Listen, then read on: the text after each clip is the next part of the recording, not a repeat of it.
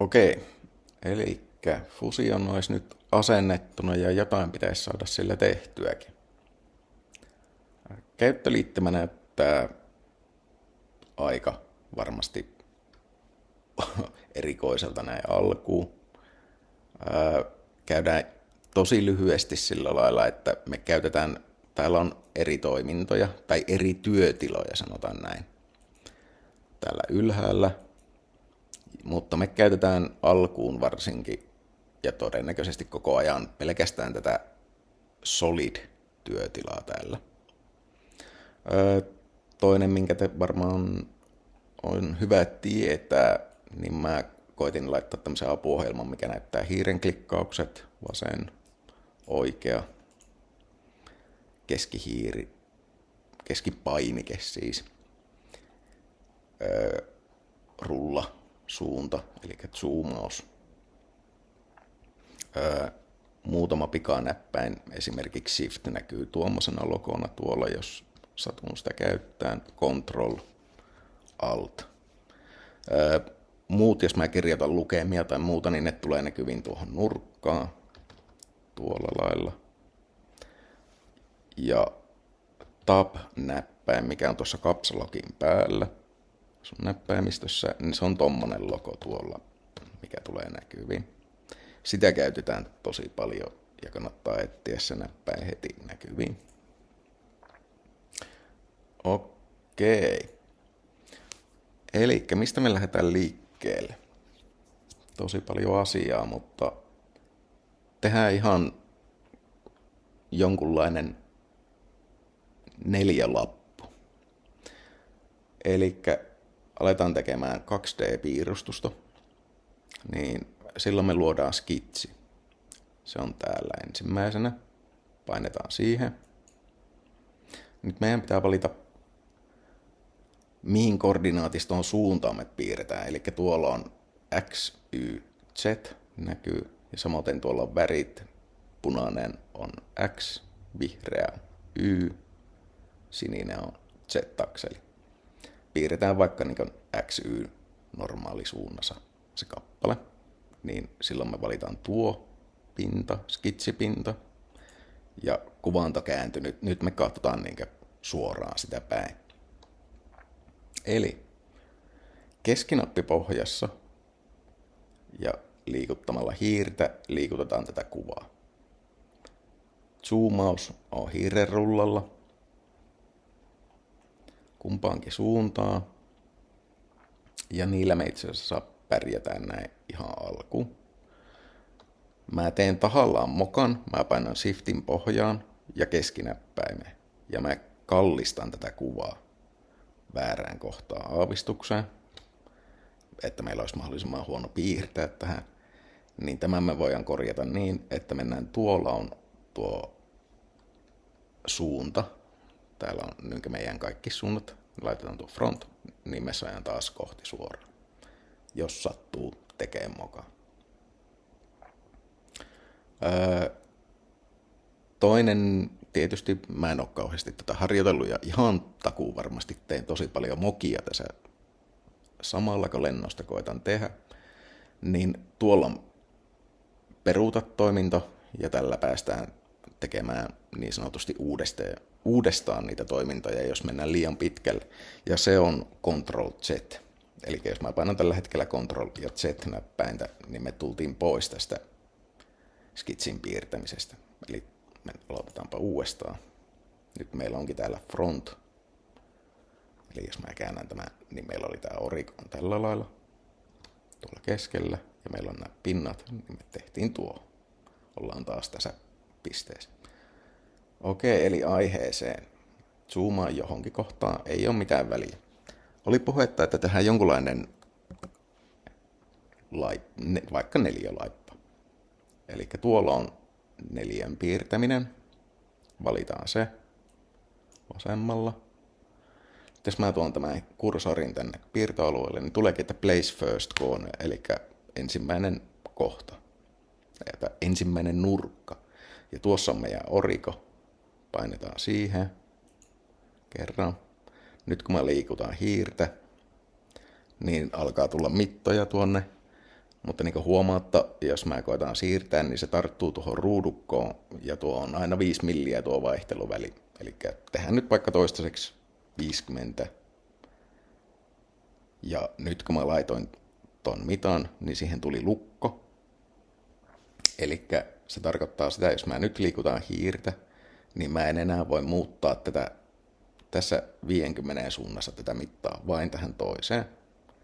Mä painan tab-näppäintä, muutetaan tuo toinenkin.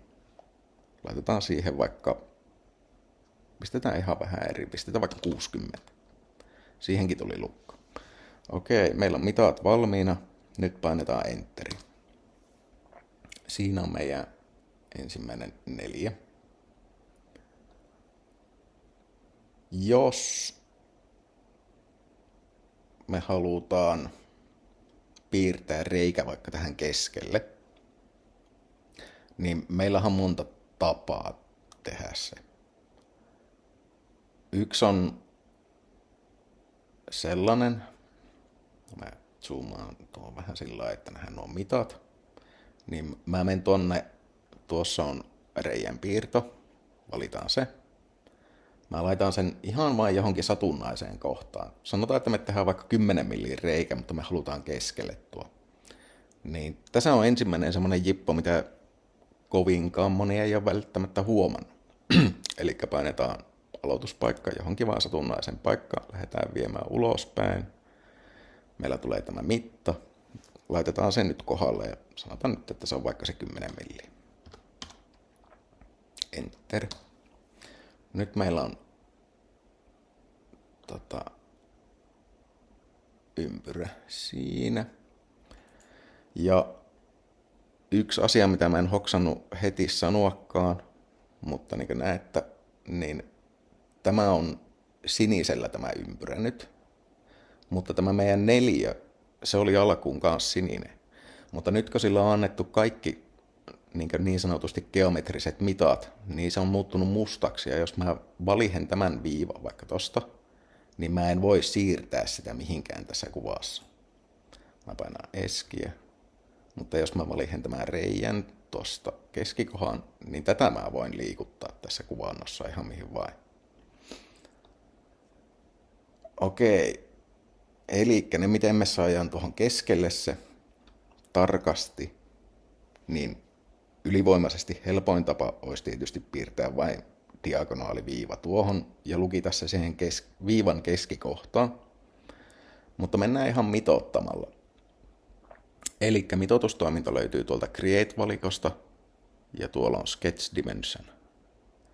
Sitten tässä on semmonen, että mä en oikeastaan enää tule menemään tähän valikkoon juuri ollenkaan, koska tuossa on D, eli se on pikanäppäin Dimensionille. Ja tietysti itse asiassa mä oon tehnyt jo aiemmin, niin tuossa on tommonen, saadaan toiminnoille, tuossa on 3 täppiä, niin täältä saadaan kyllä laitettua se tonne toolbariin tonne ylös, jos haluaa sitä käyttää sieltä, se on ihan makuasia. Mutta mä suosittelen muutamia näitä pikanäppäimiä opettelemaan, niin esimerkiksi tämä mitoitushan on semmoinen, mitä käytetään oikeastaan ihan jatkuvasti. Eli sen pikanäppäin on D. Mä valihen tämän nyt ensimmäisen kerran tästä valikosta kuitenkin. No. Eli miten me saadaan se tuohon keskelle? No tietysti ensimmäinen on se, että me otetaan tästä viivasta keskikohtaa mitta. Se ei ottanut itse asiassa tuota keskikohtaa, eli painetaan uudestaan. No, nyt meillä on oikea mitta. Me voidaan tähän tietysti syöttää suoraan. Mehän saadaan helposti laskettua 50 puolet 25. Mutta semmonen ei tässä tapauksessa tietystikään kauhean käytännöllinen, mutta ihan näppärä toiminta on se, mä tuplaklikkaan, että nuo kaikki saadaan pois tosta. Niin yksi tapa on tehdä se, että tähän voi syöttää suoraan laskukaavoja. Eli laitetaan 50 jaettuna 2. Sori, niin kuin näette, mä laitoin 23 tonne. Mä painaan tuolta itse asiassa. Mä voisin painaa nyt tohon, eli peruuttaa, mutta mä painan Ctrl ja Z-näppäintä pari kertaa. Noin. Tehdään tässä uudestaan. Eli mä tuplaklikkaan ton. Meillä oli 50 ja piti jakaa 2. Ja nyt mä painan Enteriä. Niin nyt meillä on automaattisesti tullut mitoitus tuohon oikein. Eli se laski sen kohan. Mutta tämähän tarkoittaa sitä, että nyt me voidaan vielä siirtää tässä suunnassa, korkeussuunnassa, tämä ympyrä. Eli mä painan sitä D-näppäintä, se Dimension, mitoitus. Ja mä painan tuosta reunasta, haluan mitata tuohon keskikohtaan. Noin, siinä. Ja tälle me voidaan tietysti tehdä sama homma. Korkeus on 60, laitetaan vaikka 60 ja tuonne 2 tuohon noin. Niin nythän meillä on tämä ihan keskellä kappaletta. Tässä on hyviä ja huonoja puolia. Tietysti kun me ollaan mitoitettu nyt tämä tältä reunoista, niin huomakkaa, mulla on tuo mitoitustoiminto päällä tuossa kursorissa. Siellä on tuo mittaviivan kuva, mä painan eskien, se lähtee pois. Ei kannata ihmetellä, mä painan todella paljon eskiä ihan refleksinä, koska sillä saadaan otettua jos on jäänyt joku toiminta pois. Siitä on tullut itselle semmoinen tapa vain. Mutta takaisin asiaan. Me ollaan mitoitettu tältä reunoista tämä reijän keskikohta. Sehän tarkoittaa sitä, että jos me muutetaan tätä, mä tuppaklikkaan ton korkeuden ja muutetaan se vaikka 90, niin sehän ei ole enää tietenkään keskellä toi meidän reikä, jos se oli ajatuksena meillä. Mikä on helpoin tapa ratkaista tämmönen, että jos me halutaan muuttaa ulkomittaa, mutta meillä on vaikka keskelle, halutaan aina osuvan tämä reikä ilman isoja muutoksia, niin tehdään niin, että poistetaan tämä mitta. Mä painoin sen, se tulee siniseksi, painetaan delete, otetaan toinen mitta pois tuolta, delete siihenkin. Nyt me voidaan taas siirtää tätä ympyrän kohtaa vapaasti. Okei, nyt piirretään apuviiva. Tuolla otetaan line, viivan piirto, ja sillä on pikanäppäin L. Eli mä en menekään tuonne valikkoon, mä painan L. Se näkyykin nyt tuolla aktiivisena tuo toiminto. Mennään tuonne lähelle nurkkaa, niin tulee tuommoinen 4. Se muuttuu 4, muuten on tuommoinen ristikka tavallaan. Mennään tuohon nurkkaan, niin se tarttuu tarkasti siihen. Painetaan kerran. Toinen nurkka. Laitetaan diagonaali. Eli tuohon. Noin, meillä on nyt nurkasta nurkkaa. Ja koska tämähän ei ole, miten se nyt sanoo. Mä otan tämän viivanpiirron muuten pois päältä taas eskillä. Tämähän on nyt niin jaettuna 2 osaan muutenkin tämä meidän skitsi. Mutta mä menen tähän viivan kohdalle, silloin kun se on sinisenä, painetaan kerran, se on valittu. Ja se nähdään siitä, että meillä on viivalle pituus tuolla.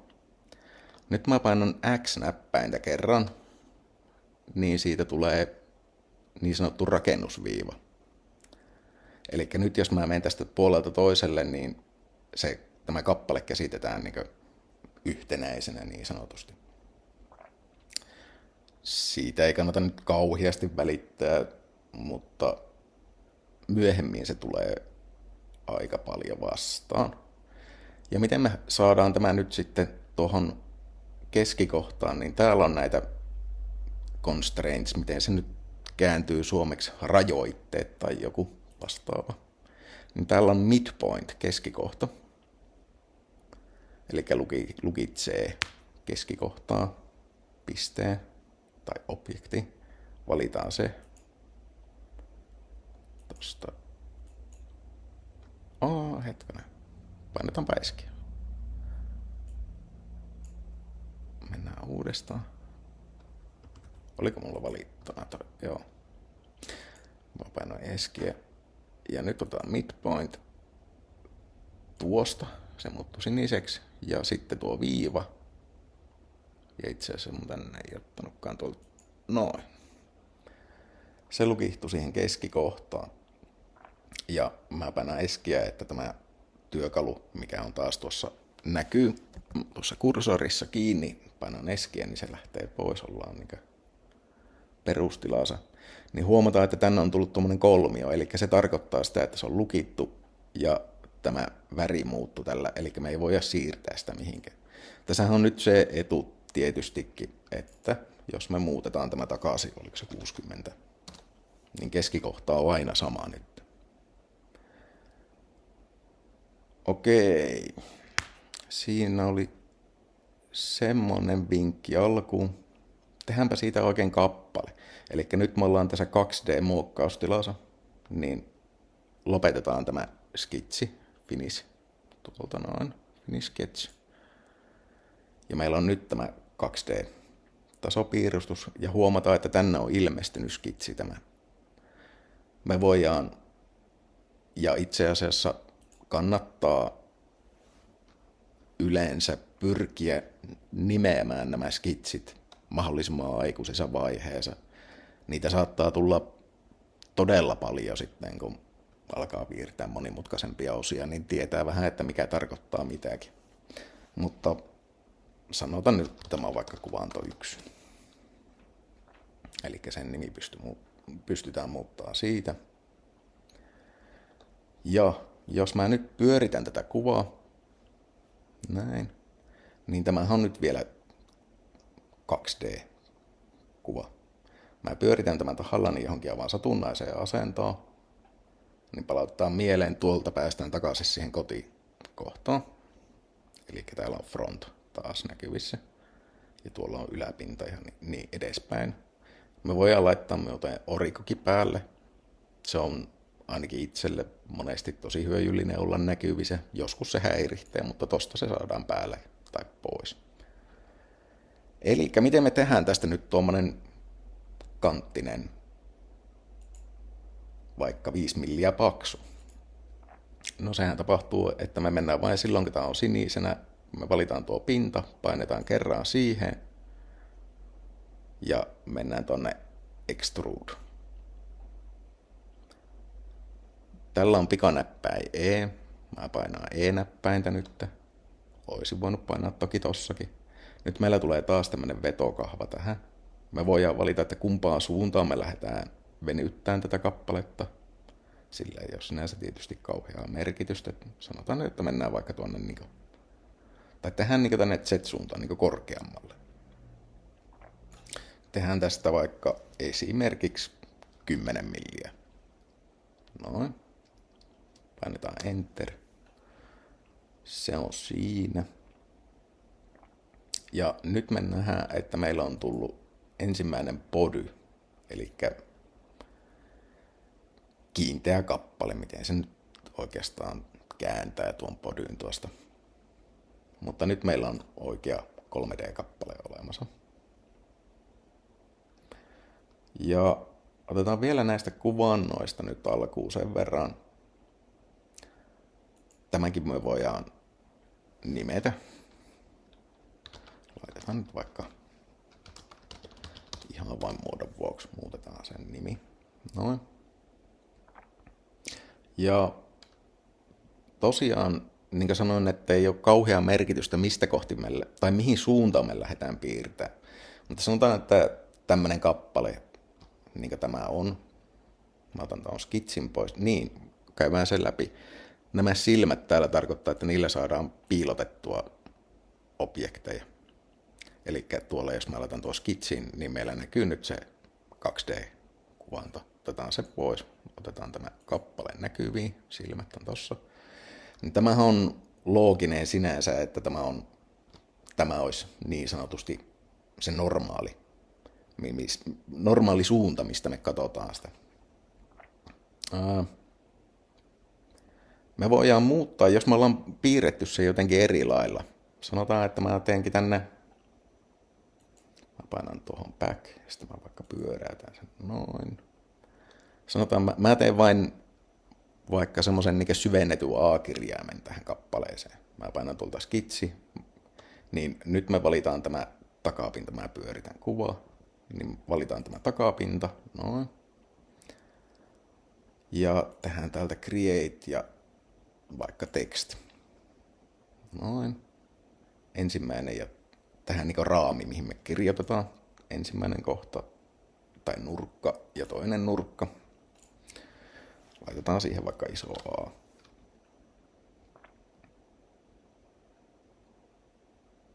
Ok.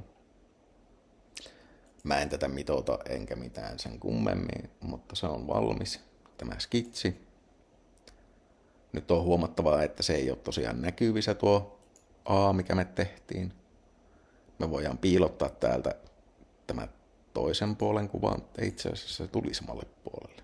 Tämä ei ollut itse asiassa tarkoitus. Mun piti tehdä tuonne toiselle puolelle. Ei sillä väliä. Mutta mä valin ton, tai se on valittuna. Valitaan tosta toi A. Tämä on vähän semmonen niinku bonusjuttu nyt. Eli tämä voidaan venyttää. Tuolla on tuo extrude, eli se oli se E-näppäin. Painetaan siihen. Niin me voidaan ottaa tämä kirjain tähän niinku ulospäin. Silloin toiminto on join. Mutta jos me vetään tällä kahvalla se tonne kappaleen sisälle. Ja huomaa tietysti, että tämä on positiivinen, kun se on tullut ulospäin tämä lukema. Tai se muuttuu negatiiviseksi, jos se menee tuonne niin kappaleen sisään tuosta tasosta. Ja toiminta muuttuu cut, eli leikkaus. Ulospäin join. Eli me leikataan tuonne kappaleen sisään ja sanotaan, että mennään vaikka 2 milliä. Oho. Nyt tulikin väärään suuntaan. Mä muutan tuohon -2, niin se menee tonne. Ja toiminto on nyt oikein tuolla alhaalla, näkyy cut. Enteriä.